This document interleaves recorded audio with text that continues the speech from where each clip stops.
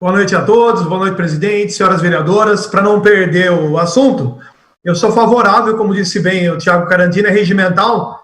Eu proponho também que, se tiver o líder do governo, nós reivindicaremos também o líder da oposição. Aí são 2 pontos a mais para que possa ser falado. Mas, muito bem, eu quero iniciar já fazendo um elogio ao Valdir Barreto, não é? Na outra semana ele acabou passando por uma situação incômoda, segundo as próprias palavras dele, mas ele foi muito bem na sexta-feira, né? Ele explicou para quem tinha dúvida de qual era a intenção dele, ficou muito claro e já deixou claro também que está muito bem representado pelo Thiago.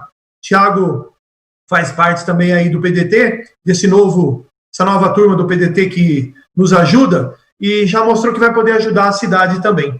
Dentro dessa ideia, né, dessa novidade que a gente vem vivendo, que é a questão da pandemia, eu quero aqui deixar a minha justificativa e o meu apoio. Eu sou favorável, votei a favor das moções, e sou favorável também ao equilíbrio. Não é? A gente tem uma dificuldade econômica, uma dificuldade na saúde, uma dificuldade industrial, dificuldade nos serviços, e está mais do que provado que o equilíbrio vai solucionar. Não é? Nós precisamos unir as forças. O que a gente vê a nível nacional e até a nível do executivo estadual é uma vergonha, né? A população se sente envergonhada e muitas vezes a culpa cai até em nós mesmos, que somos políticos aqui mais próximos da população. É uma culpa que vem acumulada, né, dessa vergonha que a gente tem acompanhado. Então, eu venho aqui apoiar, eu acho que é necessário uma organização. Foi bem falado também, precisa de um equilíbrio, um cuidado. Infelizmente, a matemática ela é absoluta, não é? Vai chegar no interior a doença, infelizmente. Que bom que a gente tem um corpo clínico, que é bom que a gente tem aqui um pessoal preparado na Santa Casa, se esforçando, mas a gente tem que continuar com o cuidado. Eu acredito que tem que realmente melhorar escalonar essa volta, sem nenhuma dúvida, né? Então, eu quero só lembrar, e dentro desse assunto, né, nesse novo grupo, a gente tem se reunido semanalmente aí por webconferência, e um dos temas que foi falado foi a questão da inclusão. Então, eu quero falar aí da pandemia, mas falar da inclusão, uma sugestão. Muitas pessoas ainda precisam de ajuda, exemplo, surdos. Né? Se não me falha a memória, tem um projeto nessa casa, da vereadora Ana Genesini, que falou da colocação de libras, se não me falha a memória, em alguns pontos do setor público. E eu trouxe uma sugestão, São Paulo já tem, a cidade de São Paulo tem, Campinas tem, que chama Central de Intermediação em Libras. Então, qual que é a maior dificuldade? Uma pessoa que tem a surdez, né, se ele chegar para ser atendido, né, nós não temos em todos os pontos da prefeitura pessoas preparadas. Na verdade, nós temos 2 profissionais habilitados, que são os profissionais que fazem também, né, aqui na Câmara, quando a gente não está em webconferência. E aqui fica a sugestão, senhor presidente, né, o contrato, né, precisa aí ser revisto, mas de repente colocar em uma das caixinhas aí da webconferência o nosso tradutor de Libras, né, voltar, eu acho que é importante. E como funciona essa central de intermediação em Libras? O objetivo principal, ela atende as pessoas com deficiência auditiva e surdos usuários do serviço público. Né? Como que funcionaria? A gente teria uma central que poderia funcionar da seguinte maneira. Então, quando um surdo precisa desse apoio e vai fazer uma consulta, ele pode ser pré-agendado. Num caso de urgência, agora aí na pandemia, se infelizmente alguém se sente com sintomas da Covid-19 e chega para ser atendido na Santa Casa, ela poderia usar a webconferência. Então, estariam preparados ali as partes, né, envolvidas na municipalidade, ligaria para essa central e estaria ali 24 horas. Então, eu acho que é uma ideia, e eu faço o convite para todos os vereadores, vereadoras. Eu acho que são pequenas lutas, não é, do ponto de vista da cidade, mas um grande benefício para as pessoas que estão envolvidas. Então, eu vou fazer uma minuta. Né, eu aprendi já que, como o Poder Executivo ele é soberano na execução, eu acredito que essa casa possa dar essa sugestão. Então, esse é um dos temas. Eu queria só colocar uma última informação, que a prefeitura pode, de repente, montar essa equipe, ou então ela contratar, que é o caso de Campinas. Campinas, ela contratou, no ano passado, mais 4 intérpretes, num total de 8. Significa o quê? Que o atendimento ele foi 100% resolvido. Então, olha que interessante. É lógico que a gente precisa de um apoio. A gente tem uma dificuldade em Vinhedo, que é a questão da nossa estatística da pessoa com deficiência. não é? Há muito tempo a gente já vem reivindicando, o Conselho reivindica, o Conselho faz essa sugestão, e a gente tem essa dificuldade de saber quais são as pessoas que poderiam ser atendidas em Vinhedo. Então está mais do que na hora da Prefeitura fazer esse trabalho e nos apresentar. Eu falei com o Galasso me deu algumas informações, e aí, sendo justo, não é um problema há pouco tempo, que eu me lembro, Maria Clara tem 14 anos, há pelo menos 12 a gente se cadastrou lá, né? Então, como que é esse cadastro? Como que está funcionando? Então, essa é a minha sugestão do dia.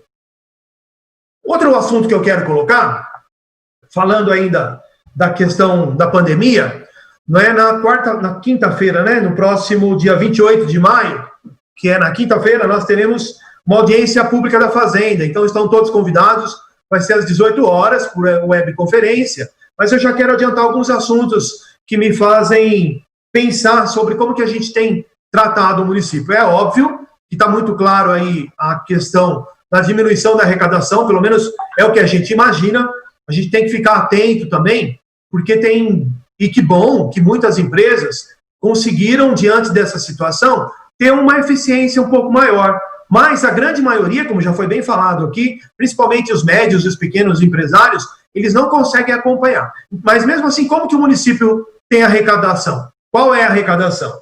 Um outro ponto, o que foi economizado, por exemplo, em combustível na cidade? Não é porque a gente sabe que alguns atendimentos não estão funcionando. Se a gente pensar em energia elétrica, não é, com as escolas paradas, com alguns atendimentos não funcionando, quanto que essa economia traz para a cidade que vai ajudar a equilibrar? A gente só vai ter a decisão a partir do momento que a gente vê as contas, não é? Precisa ver os números para a gente entender o quanto que, de fato, é avassaladora essa contra-economia, vamos chamar assim, ou, de repente, a gente pode fazer um investimento pensando de uma maneira melhor. Eu imagino também que a questão da propaganda, que o município, por lei, ele é permitido, mas, né, me causa uma curiosidade. Como que o município está tratando essa questão hoje? Será que as prioridades de gasto elas estão sendo decididas? Né? Uma outra questão também que a gente pode questionar, qual que é a real funcionalidade hoje do município? Algumas pessoas têm nos procurado, por isso que eu reforço como é importante, né? A moção que foi aprovada hoje, né? O vereador Marcos nos convidou, eu não acabei chegando lá em cima da hora, era urgente, mas eu faço questão de falar dela aqui, como é importante a gente cobrar do Poder Executivo uma organização, né? Cobrar para que ele nos mostre, para que a gente decida, a gente fiscalize em função daquilo que ele pode nos mostrar, né? A gente precisa de dados.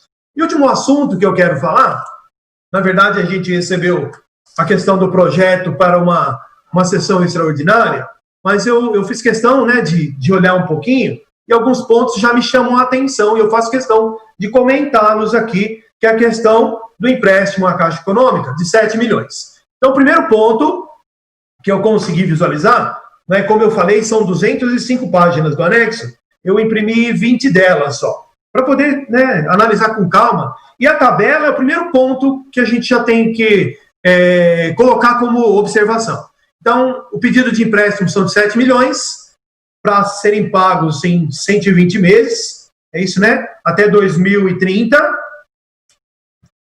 num total de 22,70% de juros, ou seja, R$ 1.589.408, e aqui se eu tiver enganado, eu me retrato, pelo menos é isso que eu vi aqui na tabela, cerca de 22,70% na página 5, que a gente vai pagar de juros. E aí eu faço essa pergunta. Um montante tão grande desse, por que é que a gente precisa fazer em uma audiência extraordinária, em uma reunião extraordinária? Me preocupa essa questão de a gente colocar em segundo plano o mais importante.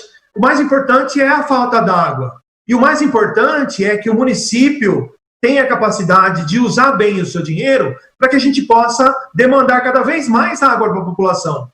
Me preocupa a gente analisar, e alguns pontos aqui que nós já conversamos, não é? A ETA 3 já foi falado aqui, não está pronta.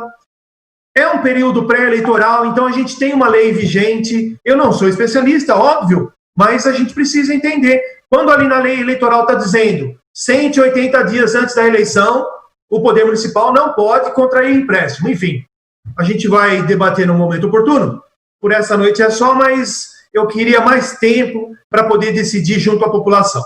Então, boa noite a todos, uma boa semana.